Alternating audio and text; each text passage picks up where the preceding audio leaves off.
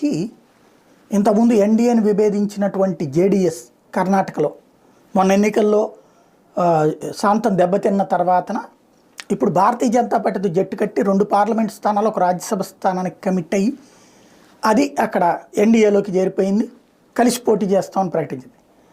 వాస్తవం క్రిందటిసారి ఎన్నికల్లో బీహార్లో జేడీయూ, అదే సందర్భంలో మహారాష్ట్రలో శివసేనలతో కలిసి వెళ్ళింది భారతీయ జనతా పార్టీ, దాదాపుగా స్వీప్ చేసుకొచ్చింది 2 చోట్ల కూడా. అందులో ఆ తర్వాత ఆ 2 చోట్ల కూడా ప్రధానమైనటువంటి 2 పార్టీలు విభేదించి బయటికి వెళ్ళిపోయినాయి.